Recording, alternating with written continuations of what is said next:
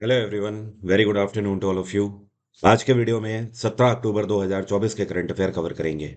News सभी important हैं, इसलिए वीडियो को अंतिम तक ध्यान से देखिएगा। करंट अफेयर की पीडीएफ आप मेरे टेलीग्राम ग्रुप से डाउनलोड कर सकते हैं। टेलीग्राम का ऑफिशियल लिंक वीडियो के डिस्क्रिप्शन में दिया हुआ है। आरआरबी एनटीपीसी का स्पेशल बैच एग्जाम इंजन में लॉन्च्ड है। आप इस बैच को परचेज करके आरआरबी एनटीपीसी का पूरा सिलेबस कवर कर सकते हैं सीवीटी 1 और 2 एग्जाम के लिए। एनटीपीसी में करीब 11,500 से ज्यादा वैकेंसीज हैं, इसलिए आप मौका बिल्कुल भी ना छोड़ें। इस बार की वैकेंसीज प्रॉपरली क्लियर होंगी और अभी दूसरा फॉर्म भी भरा जा रहा है। 20 तारीख उसकी लास्ट डेट है। तो ऐसे स्टूडेंट जिन्होंने अभी तक भी फॉर्म नहीं भरा है, तो लास्ट डेट के लिए आप लोग मत बैठो। उस दिन सर्वर वगैरह भी डाउन रहता है। अब शुरू करेंगे आज के करंट अफेयर। पहले बात कर लेते हैं कल के क्वेश्चन की। कल मैंने आपसे स्टैटिक जीके का क्वेश्चन ये पूछा था कि जो बीडर कप है ये कौन से खेल से संबंधित है। तो इसका सही आंसर है ये हॉर्स रेस से संबंधित है। जो घुड़सवारी होती है ना, उसकी जो दौड़ होती है उसमें बीडर्स कप खेला जाता है। And I am very sure कई लोगों ने गूगल किया होगा, लेकिन गूगल में भी ये आपको नहीं मिला होगा, क्योंकि ये जो क्वेश्चन है ये मैंने आपसे इस बुक से पूछा था।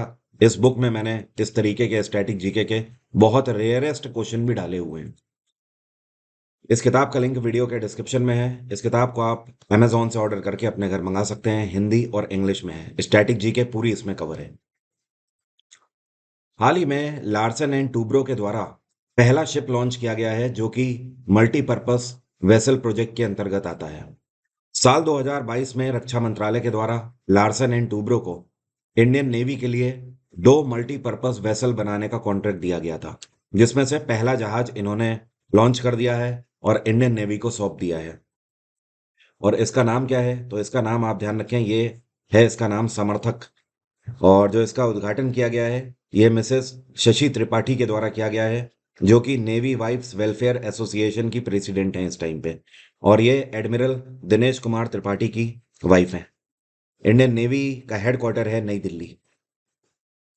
अब इसके बारे में बात कर लेते हैं। ये जो मल्टीपर्पज वेसल है, इसको मल्टीपर्पज वेसल इसलिए कहा जाता है क्योंकि ये 2 से 3 तरीके से यूज किया जा सकता है। पहली चीज तो ये कि ये दूसरे जहाज को टो भी कर सकता है, मतलब दूसरा जहाज अगर कहीं पर फंस गया है या खराब है तो उसे ये खींच भी सकता है। दूसरी इसकी खास बात यह है कि इसमें मिलिट्री एक्सरसाइजेस वगैरह भी कंडक्ट हो सकती हैं। और तीसरी चीज, इसे आप एज अ वेपन पर्पस भी यूज कर सकते हो, मतलब दुश्मन के एरिया पे जाकर ये अटैक करने की कैपेबिलिटी भी रखता है। इसकी जो लेंथ है ये है टोटल 106 मीटर लंबा है। और जो इसकी चौड़ाई है ये है 17 मीटर। ये कौन सी स्पेस एजेंसी है जिसके द्वारा यूरोपा क्लिपर लॉन्च किया गया है? और ये जो यूरोपा क्लिपर है ये अंतरिक्ष में जाकर जो जुपिटर है ना, बृहस्पति ग्रह, जुपिटर के जो उपग्रह हैं उनमें लाइफ की खोज करने का काम करेगा। तो इसको नासा के द्वारा लॉन्च किया गया है, जो कि अमेरिका की स्पेस एजेंसी है, जिसको national aeronautics and space administration के नाम से जाना जाता है। अब ये जो यूरोपा क्लिपर है, देखिए जुपिटर के आसपास इस टाइम पर नासा ये मानती है कि जुपिटर के करीब 80 से 95 के बीच में मून है, या फिर जिनको आप उपग्रह उसके बोल सकते हो। तो ऐसी पॉसिबिलिटी जताई जा रही है कि इन उपग्रहों में से कुछ ऐसे हो सकते हैं जिसमें लाइफ हो सकती है। तो ये जाकर उन्हीं को एनालिसिस करने का काम करेगा। इस पूरे प्रोजेक्ट के लिए $5.2 बिलियन लगे हैं। कितने? 5.2 बिलियन। और ये अंतरिक्ष में जाकर आप करीब ऐसे समझ लें कि 1.8 बिलियन माइल्स ट्रैवल करेगा। ओके। नासा की स्थापना 1958 में करी गई थी। इसका हेडक्वार्टर है वॉशिंगटन डीसी। और नासा के प्रेसिडेंट हैं इस टाइम पे बिल नेल्सन। क्या नाम है इनका? Bill Nelson. ये कौन सी कंपनी है जिसके द्वारा स्टारशिप बूस्टर लॉन्च किया गया है और दुनिया में पहली बार ऐसा इवेंट लॉन्च किया गया है? तो ये एलॉन मस्क की कंपनी स्पेस एक्स के द्वारा किया गया है। अब देखिए ये है क्या स्टारशिप बूस्टर। अभी तक दुनिया भर में जो ट्रेडिशनल पर्पज से जो भी रॉकेट लॉन्च किए जा रहे थे, तो उसमें क्या था कि रॉकेट को हम लॉन्च कर देते थे, उसके बाद ये हमारी सैटेलाइट को ऊपर ले जाता था और ये खुद भी डिस्ट्रॉय हो जाता था। लेकिन स्पेस एक्स ने कुछ टाइम पहले एक ऐसा कारनामा किया था कि रॉकेट लॉन्च भी हो जाएगा और रॉकेट वापस से आके लैंड भी कर जाएगा अपने बेस पर। ठीक है। अब इन्होंने क्या किया है, स्टारशिप बूस्टर लॉन्च किया है। इसका मतलब यह है कि ये जो रॉकेट है इसके आसपास ऐसे रोबोट के आर्म्स लगे हुए हैं। एक तरीके से आप बोल सकते हो रोबोट के हाथ ऐसे बने हुए हैं। ये हाथ रोबोट के कमांड देने पर ये रॉकेट को रोक भी सकते हैं। इवन मान लीजिए जैसे रॉकेट को लॉन्च किया गया, अब ये लॉन्च हो चुका है और अभी बस कुछ सेकंड्स में ही ये जाने वाला है। तो ऐसे में क्या है कि ये तुरंत ही रॉकेट को रोक भी सकते हैं। इतना ही नहीं, ये इतनी कैपेबिलिटी रखते हैं कि रॉकेट लॉन्च भी हो जाएगा, स्पेस में जाकर जो सैटेलाइट है उसको छोड़ भी आएगा, वापस से लैंड भी कर जाएगा और कुछ ही घंटों के बाद वापस से रिफ्यूल करके फिर से अगली फ्लाइट लेने को तैयार हो जाएगा।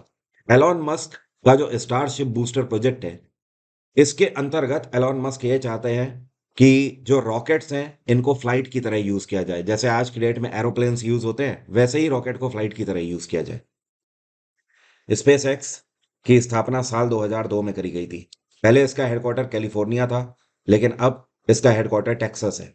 एलोन मस्क इसके फाउंडर हैं और सीईओ भी हैं।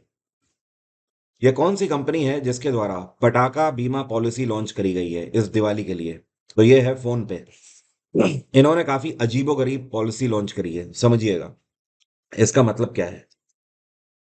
पहली चीज तो ये कि इस पॉलिसी के लिए आपको 9 रुपए पे करने होंगे और ये आपके दिवाली के आसपास के 10 दिन को कवर करेगा। इसमें आपको इंश्योरेंस मिलेगा 25 अक्टूबर से लेकर, जैसे दिवाली है 1 नवंबर की, तो 25 अक्टूबर से लेकर 5 नवंबर तक का आपको इंश्योरेंस कवर मिलेगा। 9 रुपए अगर आप पे करते हो। इन 10 दिनों के बीच में अगर दिवाली में फायर क्रैकर या आप बोल सकते हो पटाखों से किसी को कोई इंजरी होती है आपके घर में, तो आपको 25,000 रुपए तक का इंश्योरेंस कवर इसमें मिल रहा है। मतलब अगर कोई अनहोनी हो जाती है तो 25,000 रुपए तक का इलाज फोन पे की तरफ से कराया जाएगा। और इसमें मैक्सिमम 4 लोग कवर हो सकते हैं। मतलब जैसे घर के एक व्यक्ति ने कराया तो उसकी वाइफ और उसके 2 बच्चे कवर हो सकते हैं इसमें। तो 9 रुपए की ये पॉलिसी है। पहली बार इस तरीके की न्यू इन्वेंशन किसी ने लॉन्च करी है इंश्योरेंस के अंतर्गत। फोन पे के ब्रांड एम्बेसडर हैं आमिर खान। इसकी स्थापना 2015 में करी गई थी। हेडक्वार्टर है इसका बैंगलोर और इसके सीईओ हैं समीर निगम।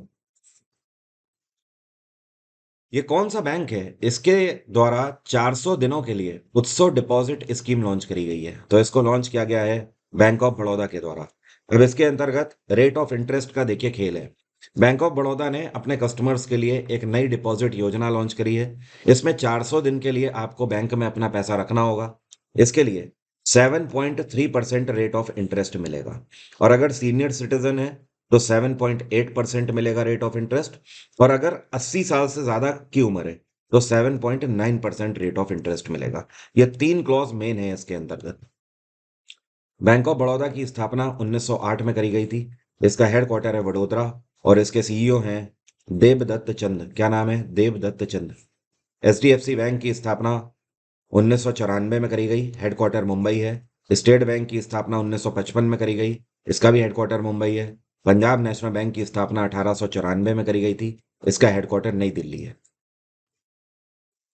हाल ही में इंडियन नेवी में मेडिकल सर्विसेज के अंदर डायरेक्टर जनरल के रूप में किसको अपॉइंट किया गया है? तो भारतीय नौसेना की मेडिकल सर्विसेज में डायरेक्टर जनरल के रूप में अब अपॉइंट करी गई हैं एडमिरल कविता सहाय।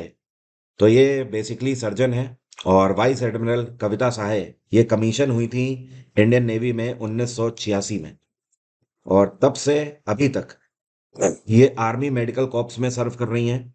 और इतना ही नहीं, बीच में इनको सेवा मेडल से भी सम्मानित किया जा चुका है और इनको विशिष्ट सेवा मेडल से भी सम्मानित किया जा चुका है, जिसे in short SM and VSM बोला जाता है। और अगर एवीएसएम लिखा रहता है तो उसका मतलब क्या है? तो उसको बोलते हैं अति विशिष्ट सेवा मेडल।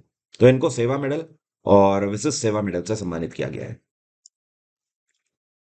टाटा ग्रुप की ये कौन सी दो कंपनी है जिनके मर्जर के लिए आरबीआई ने अप्रूवल दे दिया है? तो रिजर्व बैंक ऑफ इंडिया ने नो ऑब्जेक्शन सर्टिफिकेट जारी कर दिया है और आरबीआई का कहना है कि हमें कोई भी शिकायत नहीं है। टाटा ग्रुप की ये दोनों कंपनीज आपस में मर्जर कर सकती हैं। तो टाटा ग्रुप ये चाहता है कि टाटा कैपिटल और टाटा मोटर्स फाइनेंस ये दोनों अब आपस में मर्ज हो जाएंगे। आरबीआई की स्थापना 1935 में करी गई थी। इसका हेडक्वार्टर है मुंबई और आरबीआई का जो राष्ट्रीयकरण हुआ था ये 1949 में हुआ था। इस टाइम पर आरबीआई के गवर्नर हैं शक्तिकांत दास। ये आरबीआई के 25वें गवर्नर हैं। हाल ही में भारत सरकार ने MQ-9B प्रीडेटर ड्रोन्स के लिए कौन से देश के साथ एक डील साइन करी है? तो भारत अमेरिका से खरीदेगा ये प्रीडेटर ड्रोन्स। किससे? यूएस से। अब इसके लिए जो डील साइन करी गई है ये 32,000 करोड़ की डील है। कितनी? 32,000 करोड़ की। और 32 और 32,000 करोड़ में आपको पता है ऐसे कितने ड्रोन्स आएंगे? केवल 31 ड्रोन्स आएंगे। लेकिन हाँ, इनकी कैपेबिलिटीज बहुत ज्यादा है। ये मैक्सिमम 442 किलोमीटर पर आवर की स्पीड से भाग सकता है। इतना ही नहीं, ये 50,000 फीट की ऊंचाई पर भी उड़ सकता है। मतलब नॉर्मल जो कॉमर्शियल एरोप्लेन होते हैं वो भी इतनी हाइट पर नहीं उड़ पाते हैं, उनसे भी ऊपर ये उड़ सकता है। और साथ के साथ इसके अंदर कैपेबिलिटीज हैं कि दुनिया में शायद ही कोई ऐसे रडार हो जो इसको कैप्चर कर पाए। इतना ही नहीं, ये ग्राउंड से केवल 200 मीटर की दूरी पर आकर भी अपने ऑपरेशंस को परफॉर्म कर सकता है। एक बार में मैक्सिमम 35 घंटे तक ये उड़ान भर सकता है। एंड अगर कार्गो की बात करी जाए तो अपने साथ ये मिसाइल्स की फॉर्म में 1700 किलो का कार्गो भी ले जा सकता है, और उसके अलावा 450 किलो के बॉम्ब भी कैरी कर सकता है। तो अल्टीमेटली आप बोल सकते हो करीब 2100 किलो के आसपास का पेलोड ये अपने साथ कैरी कर सकता है। और तब ये मैक्सिमम 442 किलोमीटर पर आवर की स्पीड से भी दौड़ सकता है। ये इसकी कैपेबिलिटी है। अपार्ट फ्रॉम दिस अगर बात करें तो एक बार में ये 2000 मील कवर कर सकता है। उसके बाद ही इसे रिफ्यूल करने की जरूरत पड़ेगी। तो ये है इसकी खास बात। एंड ये जो ड्रोन्स हैं, ये जब भारत में आएंगे तो इंडियन आर्मी, नेवी और एयरफोर्स तीनों इसको यूज करेंगे। 75वें इंटरनेशनल एस्ट्रोनॉटिकल कांग्रेस का आयोजन कहाँ पर किया गया है? तो इसका आयोजन इस बार इटली में मिलान में किया गया है। इस बार 2024 की इसकी जो थीम रही, ये रही रिस्पॉन्सिबल स्पेस फॉर सस्टेनेबिलिटी। और इसमें दुनिया भर से अगर बात करें तो 10,000 से ज्यादा स्पेस सेक्टर से जुड़े हुए, स्पेस टेक्नोलॉजी से जुड़े हुए एक्सपर्ट्स और एंटरप्रेन्योर्स ने हिस्सा लिया है। इसका मेन उद्देश्य है स्पेस टेक्नोलॉजी को और ज्यादा एक्सप्लोर करना और दुनिया भर में इसके बिजनेस को बढ़ावा देना। और इटली की बात हो रही है तो इटली में प्रधानमंत्री कौन है? इस टाइम पर प्रधानमंत्री हैं जॉर्जिया मेलोनी। और इटली के राष्ट्रपति कौन है? इनका नाम है सर्जियो मैट्रेला। आईएसएसएफ वर्ल्ड कप 2024 जो है, इसका आयोजन हो चुका है और इसके फाइनल में सिल्वर मेडल जीता है सोनम उत्तम मस्कर ने। इन्होंने कौन से इवेंट में सिल्वर मेडल जीता है? तो इन्होंने विमेंस 10 मीटर एयर राइफल में सिल्वर मेडल इस बार जीता है। और अगर आपसे पूछा जाए इसमें गोल्ड किसने जीता है, तो चाइना की खिलाड़ी है, इनका नाम है यूटिंग हुआंग। यहाँ पर मैं लिखता हूँ यूटिंग हुआंग, इन्होंने गोल्ड मेडल जीता है।